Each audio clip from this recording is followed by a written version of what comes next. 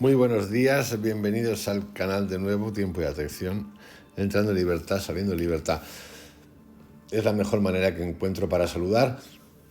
No sé si estáis en la tarde o en la noche, en cualquier caso, por delante siempre el agradecimiento por estar en el canal, por compartir, por preguntar, por informarnos a todos de lo que leéis, de lo que os pasa. Gracias por estar. Continuamos hoy con Jacobo Grinberg. En ese libro de los cristales, el último capítulo fue Jacobo Grinberg transmutando. Hoy es Jacobo Grinberg, un rebelde, casi el diario de un rebelde. Es la continuación de esa novela de ficción de Jacobo, Los cristales de la galaxia. Mordejai ben Abba, de la tribu de Judá, era un rebelde que siempre había causado problemas. Había sido expulsado de su tribu por no acatar las órdenes del Consejo de Ancianos y se había refugiado en una cueva del monte Hebrón, tal y como Ariela lo vislumbró. Nadie quería saber nada de él y lo daban por muerto a partir del día de su expulsión. En realidad, había sobrevivido de milagro, pues todo expulsado de una tribu no era aceptado por ninguna otra, y eso significaba una prohibición para cazar en el perímetro de las tierras ocupadas, una imposibilidad de plantar y cosechar y aún de construir cabaña o levantar una tienda, lo que llaman el oblivion, el destierro. El destierro es casi una condena a muerte. Era, en este caso, casi una condena a muerte. La única alternativa para un expulsado era refugiarse entre los canaítas o algún otro pueblo, pero como todo hebreo se consideraba un enemigo, hacerlo equivalía a ser capturado y torturado hasta la muerte. Mordejai lo sabía y por ello le había dado gracias a Dios al encontrarse aquella cueva. Cerca había un río que saciaba su sed y frutas silvestres que le ayudaban a soportar el hambre. No tenía ninguna posesión a excepción de una ligera manta con la que se cubría y que medianamente le ayudaba a soportar el frío de su pétrea morada. Pétrea significando piedra. No se atrevía a salir de ella durante el día o en las noches de luna llena. Se dedicaba a meditar y de tanto hacerlo había aprendido a calentar su cuerpo desde dentro y a absorber la energía del monte a través de los poros de su piel. Los primeros meses, sin embargo, su soledad y aislamiento lo habían sumergido en una depresión sin fondo en la que lo único que existía para él era la soledad. Yo aquí quiero hacer un inciso sabiendo que esto es una novela de ficción total y que Jacobo es quien es y escribe sobre lo que escribe, teoría sintérgica, tipos de meditación, por lo tanto sus novelas tienen que ver sobre eso. Y ahí no hay nada que decir, cada uno escribe lo que quiere. La pregunta que nos podemos hacer es si a alguien de verdad en el mundo real lo expulsan. Hoy en día sería complicado, pero creo que todavía existen en algunos lugares, como la India, seguro que existe eso, de que te pueden expulsar por cuestiones de estas religiosas o de pedigrí. Y lo tienes bien jodido para sobrevivir. Yo tengo dudas. Igual me decís que soy un poquito demasiado realista en este caso. Dudo que se dedicara a meditar en algún momento de su día.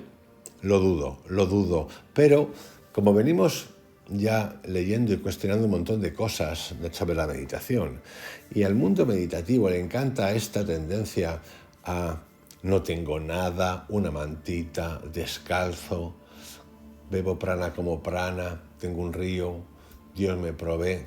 Le encantan estas cosas que tanto daño han hecho a la mente abundante, siendo la mente que tenemos hoy en día una mente carente, porque es una mente carente de conocimiento, carente de conciencia, y lo que estamos es totalmente gobernados por la Matrix, llámese estructuras de las que habla mucho Jacobo.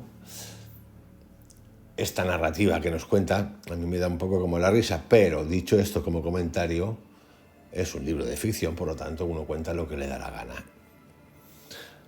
Seguimos. Poco a poco había hallado una luz en la que a medida que pasaba el tiempo brillaba cada vez más con mayor intensidad. Había llegado a no aspirar la compañía humana y sus necesidades se habían reducido a tal grado que le bastaba aquella luz que no sabía de dónde surgía, pero que siempre estaba presente, alumbrando su espíritu y dándole confort a su cuerpo y a su mente. Paradójicamente, nunca había conocido tanta libertad como en aquel encierro forzado y sin alternativas. Por eso, cuando escuchó que alguien entraba en la cueva, temió, no tanto por el peligro que representaba, sino por la posibilidad de perder su soledad. Se dio cuenta de que no era una sola persona la que invadía su morada, sino varios portando antorchas y vociferando su nombre. Al fondo de la cueva había un pequeño orificio que había explorado y que comunicaba a una caverna enorme llena de escondrijos. No contestó a los llamados y se dirigió al orificio escondiéndose en él. Corrió hasta el otro extremo de la caverna y entró en una depresión profunda. Depresión significa una zona que se corta, no que estuviera deprimido. Esperó allí mientras aquellas personas seguían llamándolo. Le explicaron que la ley causante del motivo de su expulsión había sido derogada y que el sumo sacerdote deseaba hablar con él. Mordejai no contestó, temiéndose una trampa. Durante 4 días y sus noches siguieron llamándolo hasta que se cansaron y abandonaron la cueva, dejando un guardia en la entrada. Entonces Mordejai gritó que si el sumo sacerdote deseaba hablar con él, allí lo esperaría. El guardia lo escuchó y decidió pasar el mensaje. Vamos a otra escena ahora titulada Un lugar de partida. El cristal de la tribu de Judá se había encendido y el sumo sacerdote comprendió que debía entrar de nuevo a la nube en el Debir para escuchar a Dios. Así lo hizo y vio la imagen de una gran caverna en la cual estaban los elegidos, incluyendo a Mordejai. Comprendió que ese lugar sería el lugar de la partida. Al salir del tabernáculo se encontró con el guardia, quien le informó del comunicado de Mordejai, lo que confirmó su interpretación. Reunió a los elegidos y juntos se dirigieron al monte Hebrón. Al llegar a la cueva, se despidió de todos y esperó en la entrada. Mordejai oyó los pasos, pero esta vez no temió, salió de su escondite y los conoció. Le comunicaron la razón de haber venido a la cueva y Mordejai los guió al interior de la caverna, en donde todos se sentaron a esperar. El sumo sacerdote vio al amanecer una bruma dorada que se aproximaba a la entrada de la cueva. Se apartó para darle paso y observó cómo la nube se adentraba en ella hasta desaparecer en sus entrañas. Media hora más tarde, un arco iris esplendoroso cubrió todo el monte Hebrón y el sumo sacerdote supo que su misión se había cumplido. En el año 48.236 después de Cristo, nos vamos otra vez al futuro, al comienzo de la novela, Lord Pimental fue presentado con los 11 compañeros de Mandruk ben Yehud. En realidad no vio a nadie, sino solo fue sintiendo las presencias en su mente mientras Mandruk las iba presentando. Cada una alumbró su espíritu con una luz diferente y su conciencia se transformó con cada contacto. Comprendió entonces el origen de los flujos hipercámpicos multicolores y se sorprendió por el nivel que representaban. Se imaginó a los habitantes de la Vía Láctea siendo enriquecidos por esas coincidencias y dejó de tener dudas acerca de la necesidad de transformar el hipercampo humano. Comprendió que Mandruk seguía siendo un cazador, por lo cual había sido el encargado de apresarlo, pero ya no era cazador de gacelas, sino de conciencias. Una curiosidad sin límites lo embargó y quiso conocer más acerca de esos personajes increíbles que eran los compañeros de Mandruk. Estos accedieron a su deseo y cada uno le fue mostrando su vida y lo que habían hecho en su existencia. Le advirtieron que existían seres similares a ellos, pero en niveles todavía más avanzados. Eran sus maestros y en todo el universo se plasmaban sus presencias. El hombre está preparado para recibir nuestras influencias, pero no soportaría las de ellos. El que todo lo decide, le dijeron, se encuentra más allá de todos y sin embargo nos contiene a cada uno en su unidad perfecta. Vivimos sin cuerpo y en una dimensión fuera del tiempo y el espacio, pero interactuamos con la materia a través de campos de energía, siendo el hipercampo humano uno de los más sutiles de entre todos los seres existentes. Lord Pimental comprendió que todo lo existente seguía una dirección de desarrollo modulada por un poder inimaginable centrado en un Dios único y todopoderoso. Recordar que Lord Pimental es el que detectan que está emitiendo una energía, un hipercampo que está cuestionando al hipercampo del emperador Van a por él, lo buscan, ahí le aparece en otro estadio, donde le van a explicar cosas, que es lo que está ocurriendo ahora, y las razones. La especie humana era un modelo de ese proceso, pero enfocada en la conciencia de uno de sus miembros, en el emperador de la galaxia, y no en lo que lo trascendía. Ese era el límite que el mismo hombre se había impuesto. Y el tiempo para activar una transformación había llegado. Mandruk, tanto como él y sus 11 compañeros, eran instrumentos en manos de ese poder, y su misión era colaborar en la ejecución de una dirección suprema, haciéndolo de una manera efectiva y causando un mínimo de sufrimiento. El reconocimiento y la aceptación de su papel dentro de esa extraordinaria conspiración llenó de significado y asombro la existencia del Lord Pimental. Es decir, se va a imponer un cambio energético de conciencia a un sistema gobernado por un emperador que gobierna los sentimientos y que maneja los cristales mejor que nadie, y que no quiere cambiar al que ya han avisado.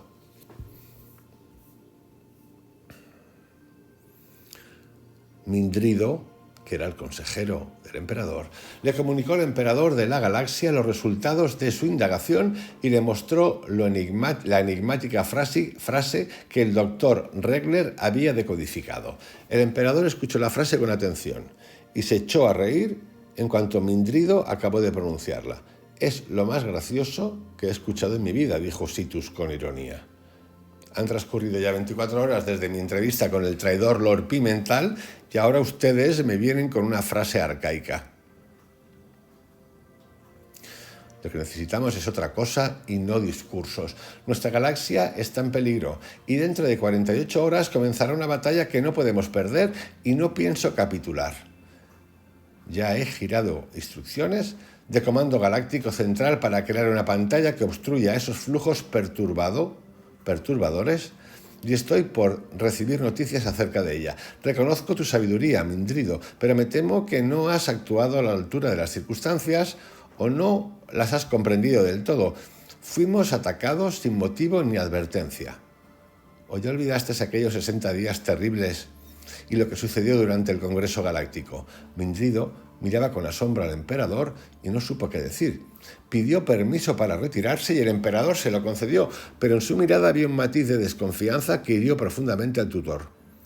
Después de ver salir a Mindrido, el emperador pidió una comunicación directa con el director de las Fuerzas de Defensa de la Vía Láctea y la imagen del general en jefe apareció en los aposentos reales.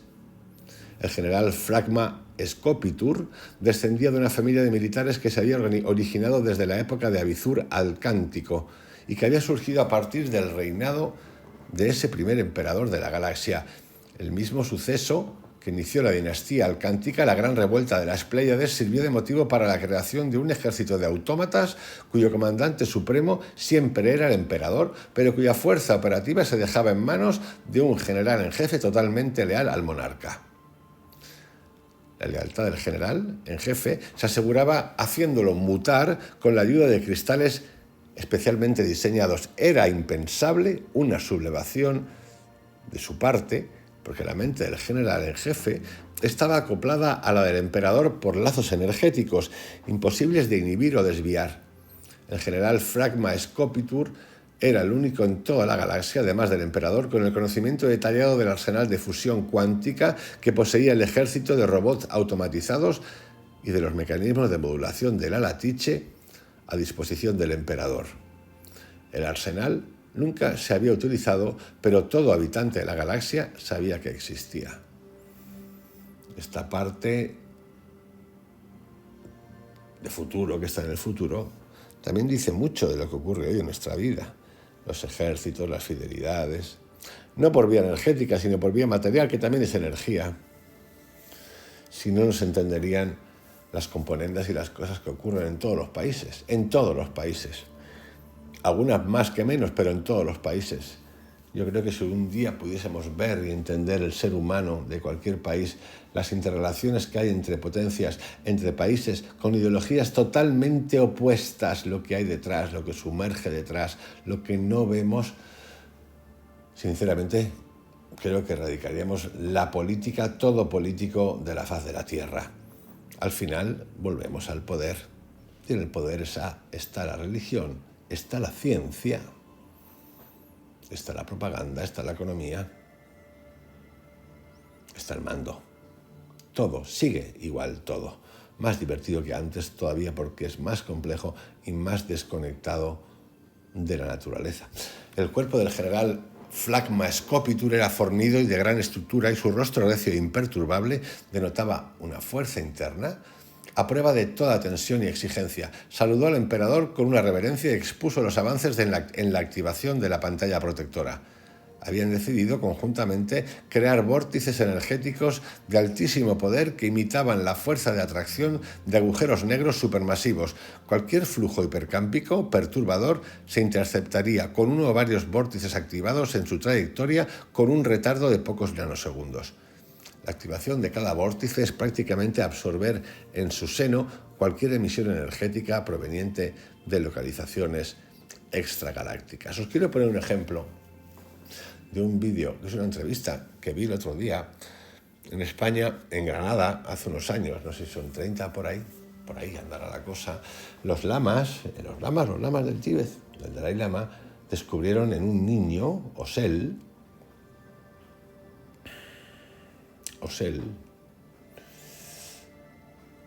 la potencialidad definida de un lama. Este niño fue llevado con 14 meses al Tíbet para enseñarlo, cultivarlo y todas estas cosas. Esa entrevista, Osel luego abandona y da entrevistas y da sus cursos de meditación, de budismo, de mente. Y cuenta lo que nadie quiere oír del budismo, porque es una institución de los poderes detrás, de las macrocorporaciones que hay detrás, del lugar que ocupa el maestro, de los abusos en los maestros, el gurú, lo que tú quieras. Así, habla claramente. Es una entrevista fascinante, muy parecida a ese documental que os conté acerca del budismo, porque el mundo pasa de un cromo a otro como si nada y de repente nos lo tragamos todos. Y es fascinante. A mí me sigue fascinando. En estos movimientos energéticos de los que está hablando Jacobo Grinberg en esta novela, en esta protección del campo, y por esto es lo que estoy contando, Osel cuenta cómo cuando uno es un reencarnado lama, se le protege del contacto, se la aísla del ser humano normal, lo cuenta así, y dice el Dalai Lama está así, porque para que no se ensucie de la energía vibracional del ser humano común. Así de claro lo cuenta.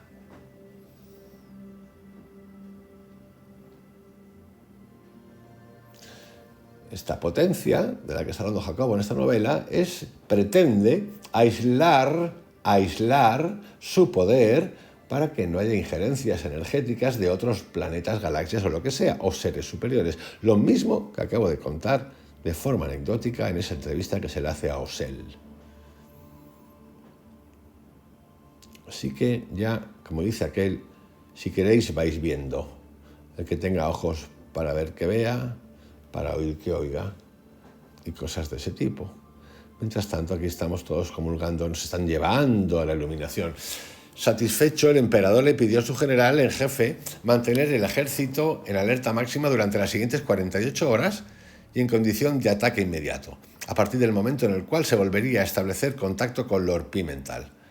Antes de interrumpir la conversación, en la que se volviera a establecer contacto con Lord Pimental, el emperador dio otra orden y para ello estableció contacto con el doctor Regler en presencia del general. Le pidió al director del Instituto de Investigaciones de Antrex ponerse a las órdenes de aquel para preparar una ofensiva que requería conocer el lugar exacto en el cual se originaba el flujo perturbador. En caso necesario, le dijo a ambos, no solamente evitaremos la entrada de cualquier flujo perturbador al interior de la Vía Láctea, sino destruiremos su origen en la galaxia lejana. Al doctor Regler no le hizo gracia someterse a la autoridad de Flagma Scopitur, el general, pero decidió y accedió a la petición imperial sin mostrar ningún signo de oposición. Más tranquilo, el emperador se despidió amablemente de sus colaboradores y se dirigió a su cámara de meditación para practicar las técnicas secretas de emergencia direccional que le habían legado sus antepasados. Si todo fallaba, pensó para sí, debo fortalecerme al máximo para anular la perturbación. Poder, meditación, uso de la mente, uso de cristales. Yo controlo, a mí nadie me quita de en medio, los demás no se enteran, los demás, de los míos, no tienen acceso a la misma información que tengo yo, ni siquiera los mismos recursos que tengo yo. Yo tengo un general que es un robot que me ofrece, que me sigue. Quien tenga ojos para ver, que vea.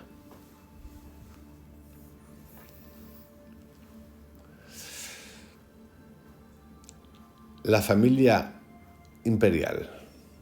La emperatriz de la galaxia, la princesa Taria del planeta Sexaxis, poseía una belleza y una presencia deslumbrante y arrolladora. Vivía en el palacio adyacente al del emperador y rara vez se veían. Existían tantas obligaciones para ambos que la vida conyugal se reducía al mínimo. Pero los habían educado desde pequeños para ello, siguiendo normas estrictas desarrolladas durante toda la dinastía. De hecho, la elección de pareja para el emperador de la galaxia requería de un análisis genético extraordinariamente complejo por parte del Instituto de Genética de la Galaxia. El genoma humano se conocía hasta el último de sus detalles y se duplicaban electrónicamente sus cadenas de aminoácidos, con el fin de crear en modelos matemáticos posibles fecundaciones y sus productos. Los futuros monarcas de la galaxia debían ser genéticamente perfectos y superar a sus padres en inteligencia y poder. Nosotros, hemos oído hablar de la guerra mundial, de los nazis, de la genética, de la raza aria, de la perfección. Muchos de los nazis genetistas y muchos de los avances genéticos que se han producido más tarde en el mundo se pudieron desarrollar o avanzaron tan rápidos producto de lo que los nazis hicieron. Como veis, contado aquí, uno puede decir qué cosa, ¿no? Los nazis y esas cosas. Pero resulta que el ser humano de hoy, que quiere ser tan longevo, y que busca la perfección, la eterna juventud. Sí. Anda por caminos parecidos a estos, de la explotación genética, de la que se habla poco ya. Creo que la última vez que se habló algo de esto con potencia fue con la oveja Dolly, pero ya han pasado como muchísimos años. Imaginaros dónde está la cosa ahora. Explotación genética, modificaciones genéticas, clones, inteligencia artificial. Es decir, como dice Hannah Arendt, los patrones del mal, la esencia del mal, anda pululando por muchos lados. Basta que lo etiquetemos de otras maneras. Por eso, en el mundo mundial, las religiones siguen teniendo tanta buena prensa, el comunismo sigue siendo aceptado en Europa y en tantos otros países, siendo tiranías como la comunista, la venezolana, la mexicana, la cubana, cientos de millones de asesinatos. Por eso el fascismo tiene esa etiqueta de los malos malísimos, como si fueran los únicos malos malísimos. Cosas inauditas. La incapacidad, en mi opinión, de ver estas cosas en todos los niveles me sigue fascinando. La hija del emperador se parecía a su madre por su belleza y prestancia, y era la predilecta de Situs, quien adoraba tenerla cerca de sí. Aquí estamos hablando de. No tiene mucha relación, es más guapa que un sol, genéticamente la han estudiado, saben lo que hay, pero es que hay más, tiene más, él tiene más.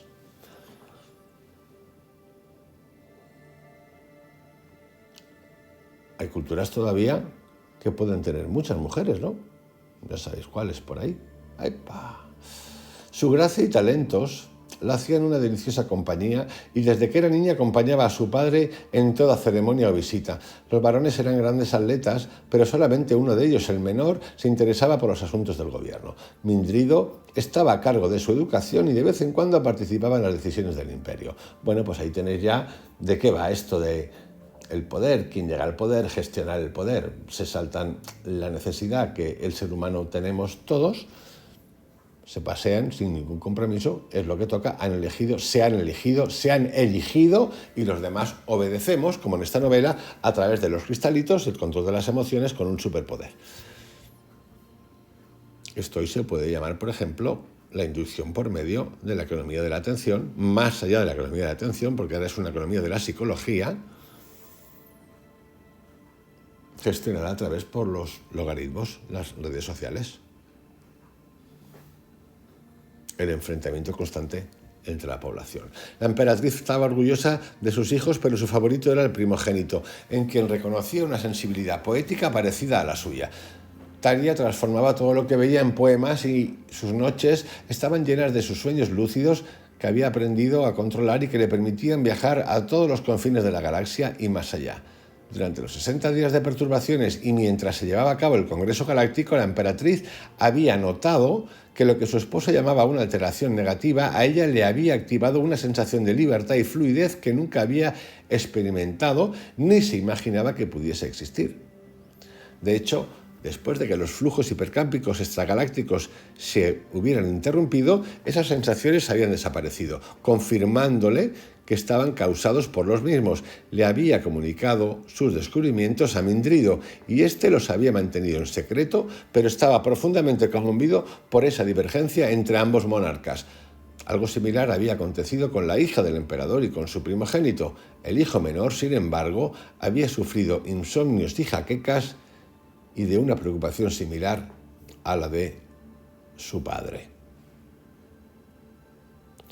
La emperatriz Taria activó su lecho antigravitacional. Por cierto, lo antigravitacional es lo último que se está investigando a nivel galáctico en la Tierra, por los grandes poderes, por los grandes capitales, porque tener acceso y poder actuar, controlar, activar y desactivar la antigravitación supone un verdadero campo cuántico en muchísimas cosas que tienen que ver con la vida. La emperatriz Taria activó su lecho antigravitacional y quedó flotando a la mitad de su posición favorita, boca arriba.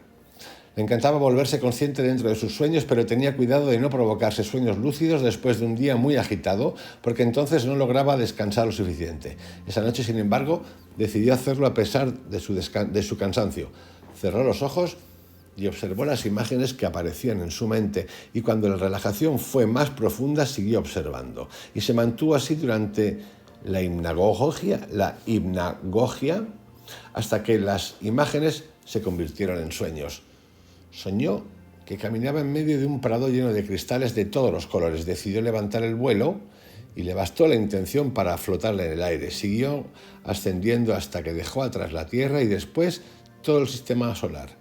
Llegó a Cuádruplex y trató de orientarse recordando la dirección del flujo hipercámpico que había aparecido durante la proyección del Dr. Regner en el Congreso Galáctico. Reconoció cúmulos estelares y abandonó la Vía Láctea en dirección a la galaxia lejana.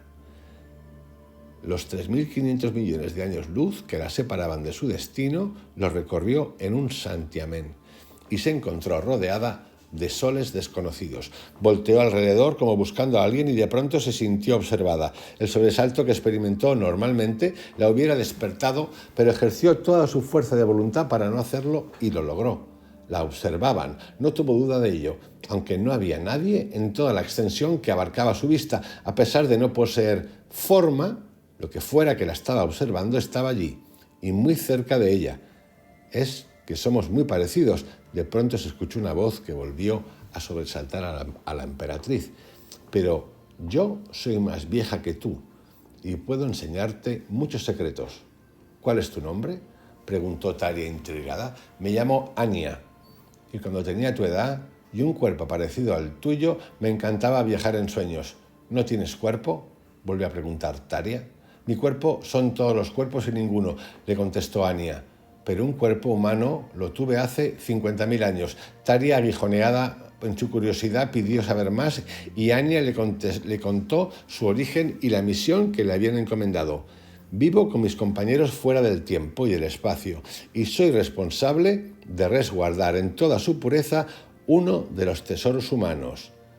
Cada uno de nosotros hace lo mismo, pero en diferente faceta. Entre todos representamos al Adán Kadmon, el arquetipo humano. Pero, ¿por qué han causado esas perturbaciones en nuestro hipercampo?, volvió a preguntar Taria, adivinando que Anya y sus compañeros eran los responsables de los acontecimientos que tanto preocupaban al emperador. Anya contestó esa pregunta con otra. ¿Han sido perturbaciones para ti? Taria tuvo que confesar que no estaba de acuerdo con el emperador, ateniéndose a su propia experiencia. Lo que Situs calificaba como negativo, en ella había provocado grandes beneficios. Tu esposo, afirmó Anya, está atrapado por las normas de su propia dinastía y por su ego. Lo humano no puede reducirse a una sola dirección por más rica que ésta sea. Nosotros no hemos decidido nada ni tampoco queremos dañar a nadie. Lo que sucede es lo que debe de acontecer y está determinado naturalmente. La especie humana, concluyó Anya, debe abrirse a su propio molde y después trascenderlo. Debes estar preparado para una transformación notable que se avecina y nadie lo podrá evitar. La emperatriz se despertó cuando amanecía e inmediatamente se comunicó con el tutor del emperador. Estoy muy preocupada, le dijo a Mindrido, apenas lo vio entrar a sus aposentos. Pero la razón de mi preocupación es diferente a la del emperador. Mindrido miró a los ojos de la emperatriz intentando entender su críptica afirmación y le preguntó lo que quería decir con ella. Mi esposo, empezó a explicar Taria, cree que lo están atacando con fines agresivos cuando no es así. Eso es lo que nos dijo Lord Pimental, contestó Mindrido. Pero tú, ¿cómo lo sabes? La emperatriz le contó lo que había hecho durante la noche y el diálogo que sostuvo con Anya, y el tutor del emperador entendió la relación de la fase decodificada y su origen en la galaxia lejana. Sea lo que fuese, concluyó Mindrido, el emperador está haciendo lo que considera congruente y me temo que no habrá forma de convencerlo de lo contrario.